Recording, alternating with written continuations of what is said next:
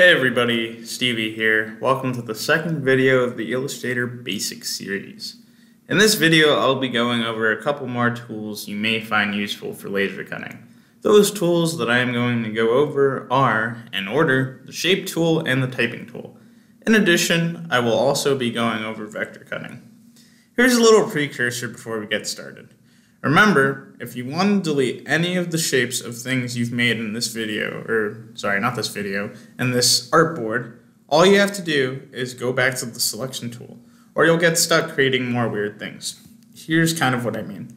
So if you make this rectangle, and you want to select it to delete it, you'll just make more rectangles, and that's pretty annoying. So you have to go back to the selection tool, click it, hit delete like you normally would, and just remember that. Always bear that in mind. I still sometimes forget to switch to the selection tool from the shape tool, and it's kind of anger inducing, and then your friends will roast you, and it's just a bad time. So without any further diddly-do, let's go over these tools. One of the most common things that you will do downstairs is setting up vector cuts for somebody, and if they don't already have a file for you to convert, chances are they want some shapes to be cut out. In order to do so, you'll probably want to know how the shape tools work. The shape tool is located beneath the pen tools right over here. It's right here. And you have all of these different kinds of shape tools. The initial shape that you start is a rectangle tool, but you can also use the ellipse tool, the polygon tool, the star tool, and the line segment tool, as you can see. They all kind of work the same. You can either click and drag to kind of eyeball the size and shape of the tool, of whatever you're using. Or you can just click randomly, and that random place that you click is the position of that reference point, and then you specify the width and height, just like that. Okay? All right. Most of them are pretty self-explanatory, but I'll go over every single shape tool. Feel free to skip this part. I'm just a voice recorded in the past. I don't have feelings, just don't tell current me, or he may feel sad. So the rectangle tool is probably the easiest to use. Again, just click and drag like so to create the outline and eyeball kind of what you want the rectangle to look like. You can always change this later with the selection tool. So see, you can always just highlight the width and change it accordingly if you messed up. I don't know, we can make it 5 or something. Didn't mean to bring up the gradient wheel, sorry guys.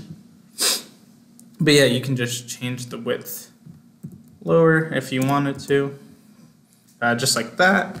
Or again, you can just click in a position, like say we want the top right corner to be right here and specify this to be some sort of square.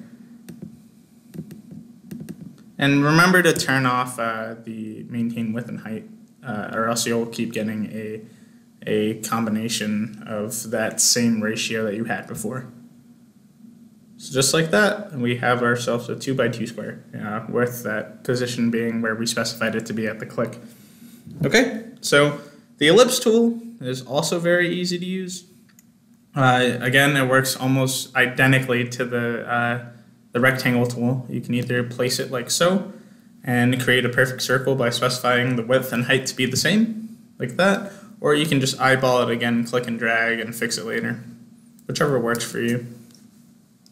I wouldn't recommend clicking and dragging with the next tool I'm about to use, the Polygon Tool, and that's actually because until you click at least once, you have no idea what kind of polygon you're going to get. If you haven't specified the amount of sides you're going to use yet.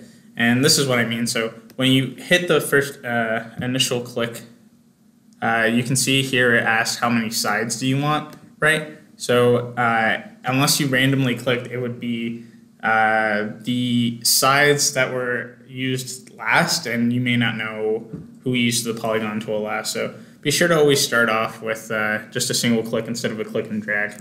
So I'll make a pentagon sorts, and the radius is just how far away each side is from the center. So we'll make a nice little polygon here, pentagon, sorry.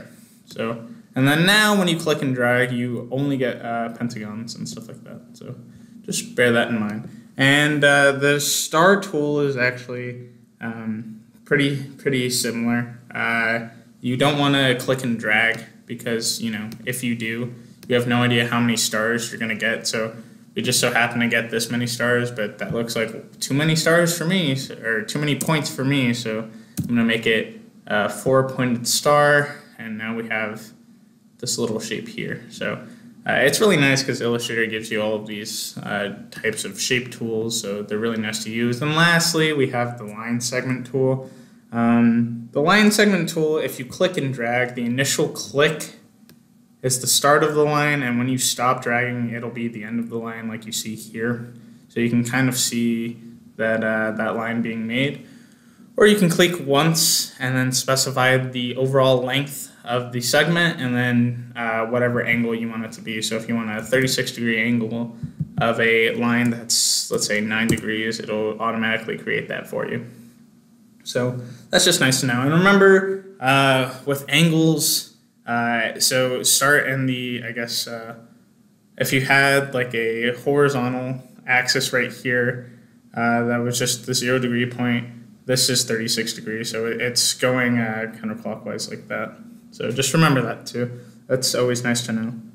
So yeah, once you have something placed, you can convert any of these lines or shapes into vector cuts, and the laser cutter will recognize them as such.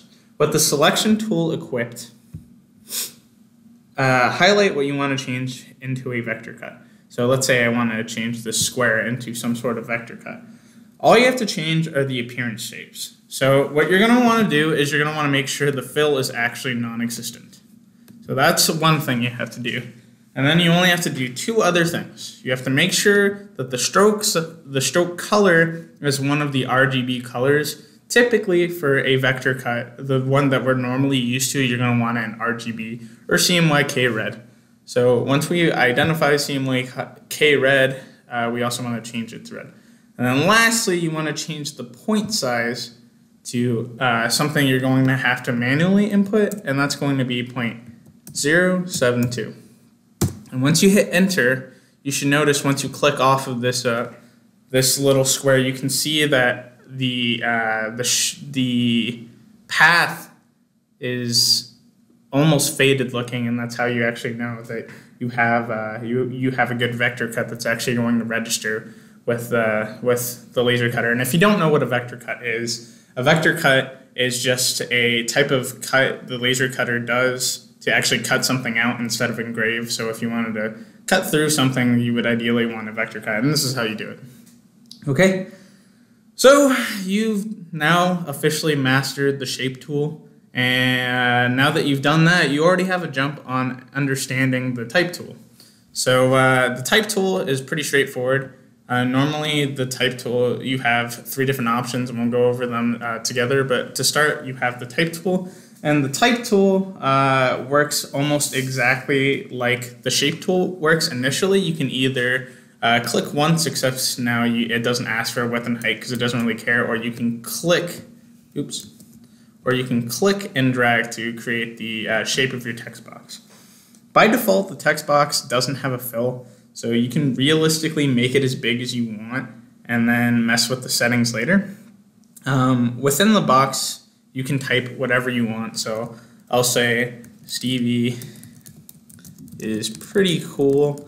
And you know, it doesn't really matter how you feel about that statement.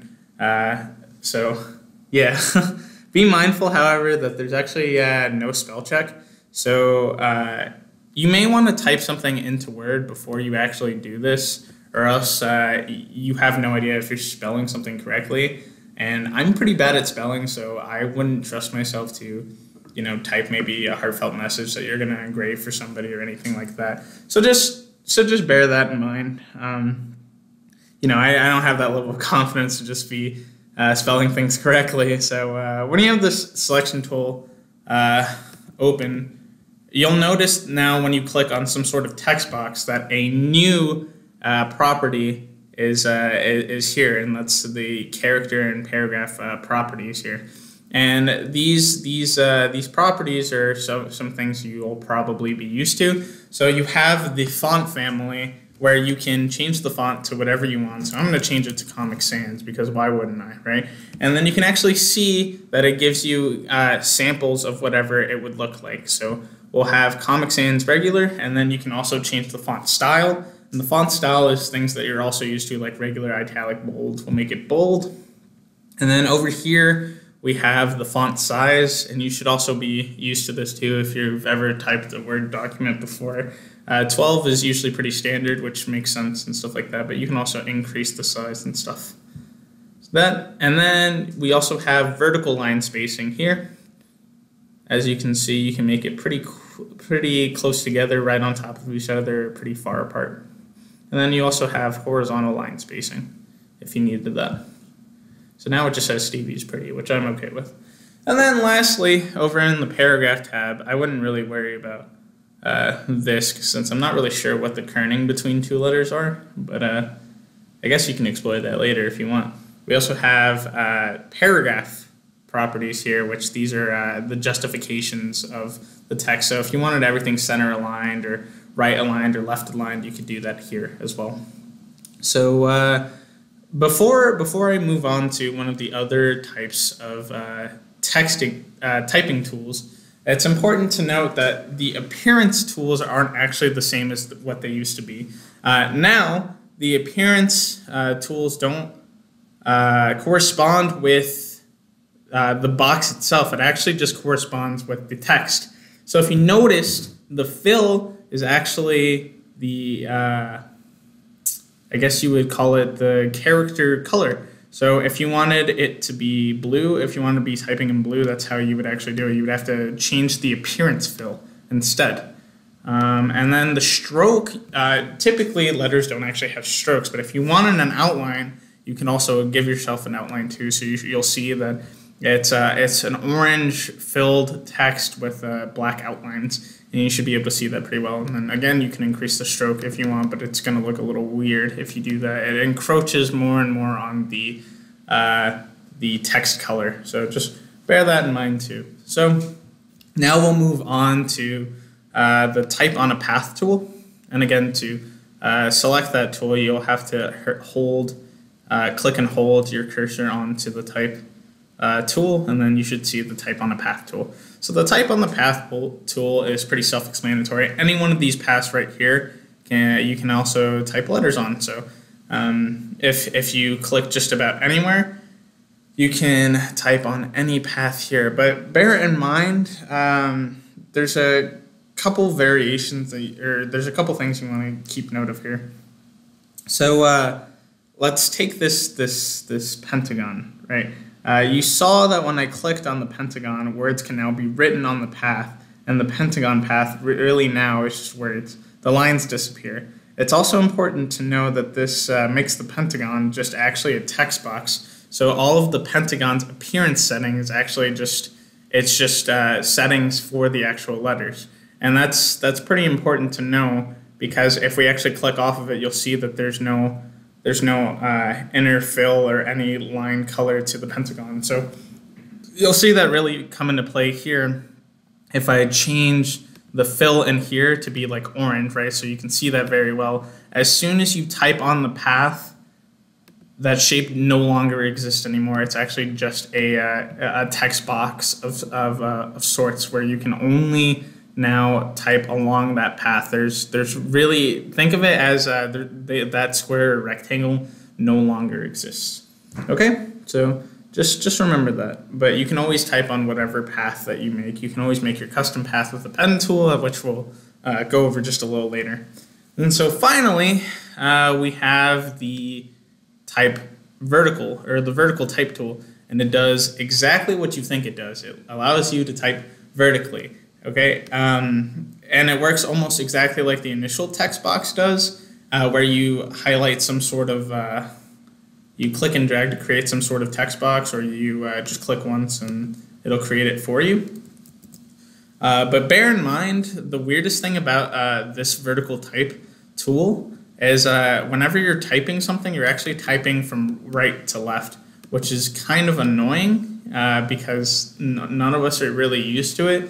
So if you want to type in one long vertical strip, you're going to want to extend that text box to be very long, or else you're going to start to type to the left of it. And I'm not actually, you can change it if you want to, but that's just the default, so just bear that in mind. So yeah, we can change this to Stevie Lemon, and then you'll see that that it is typing right to left, which again is weird. But that's basically all I have to tell you guys in this video. So just remember all the things in here and watch this video as many times as you need to. These topics that I just went over aren't too bad and definitely work a lot better if you play around with them yourself. But that's just about everything I wanted to cover in this video. I'll see you guys later. All right, thanks for watching.